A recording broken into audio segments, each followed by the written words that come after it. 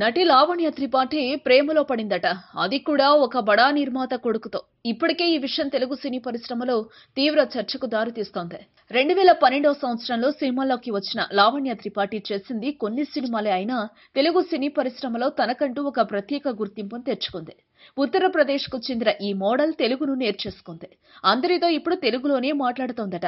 అయితే లావణ్య గత కొన్ని నెలలుగా అల్లు శిరీష్తో ప్రేమలో పడినట్లు సినీ వర్గాల్లో చర్చ జరుగుతోంది.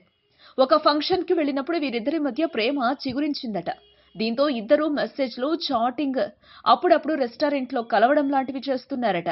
సినీ పరిశ్రమలో ఎవరెప్పుడు సన్నిహితంగా ఉంటారో చెప్పలేని పరిస్థితి. అయితే అల్లు శిరీష్ కు పెద్దగా సినిమాలు లేవు. లావణ్య త్రిపాఠి చేతిలో మాత్రం ప్రస్తుతం తమిళంలో 3, తెలుగులో 2 సినిమాలున్నాయి. దీంతో ఆమె ఎప్పుడూ బిజీగా ఉంటుంది. అల్లు శిరీష్ కు సినిమాలు లేకున్నా ఏమాత్రం పట్టించుకోవడం లేదట లావణ్య. కొంతమంది స్నేహితులు శిరీష్ ఇంకా సినీ పరిశ్రమలో నిలదొక్కుకోలేదని చెబుతున్నా పట్టించుకోవడం లేదట. అంతగా ప్రేమలో మునిగిపోయింది లావణ్య. వీరి ప్రేమ వ్యవహారాన్ని పెద్దగా పట్టించుకోవడం లేదట అల్లు అరవింద్. సినిమా ఫీల్డ్ లో ఇవన్నీ మామూలేనన్న భావనలో ఆయన ఉన్నారట. అయితే వీరిద్దరూ నిజంగా ప్రేమించుకుంటే వీరి ప్రేమ పెళ్లి వరకు పోతుందో లేకుంటే సగంలో ఆగిపోతుందా అన్నది వేచి చూడాల్సిందే.